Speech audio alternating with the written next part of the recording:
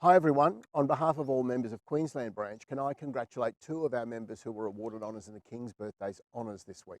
Phil Harrison, AM, a member of the Order of Australia for services to youth and outdoor education. Phil is a branch advisor training adventurous activities and previously was the Chief Commissioner of Australia. And Meryl Ovenden, OAM, the Medal of the Order of Australia for services to youth through scouting. Meryl is an activity leader within the Redlands district, so a huge bravo to Phil and to Meryl.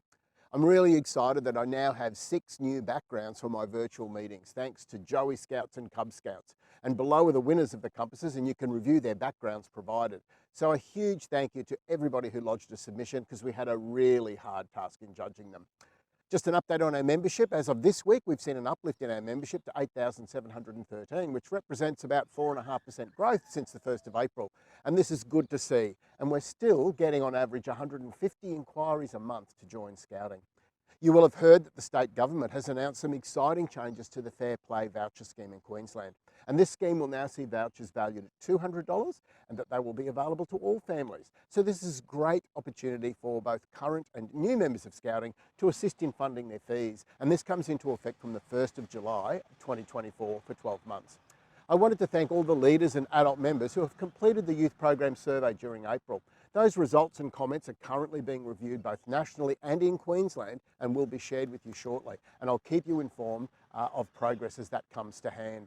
I've mentioned previously about the transition of our mandatory training modules, Child Safe Scouting and Workplace Health and Safety, migrating to a 2-yearly cycle instead of the current 3. And this is coming into effect on the 18th of June. And the impacted leaders will receive correspondence if that change impacts their current expiry, particularly for those modules that are being brought forward into the 2024 calendar year. So another demonstration that supports our focus on child safety and workplace health and safety. We celebrated Queensland Day and recognised our volunteers in National Volunteer Week. And I've also provided to our groups, districts and regions a short video that can be used at the annual report presentations that are happening across our branch over this month. AJ 2025 is now just around the corner for this branch in January next year, and it's being held in Maryborough. I trust your young person has applied, and if you have, I hope all of your payments are up to date. I've also provided some data to leaders on the volunteering, on the state of volunteering, following a volunteering report that was issued during the National Volunteer Week.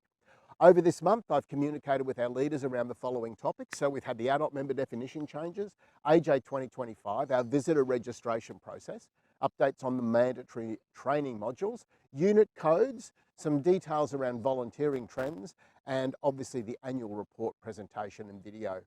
I hope you have a great month and good scouting.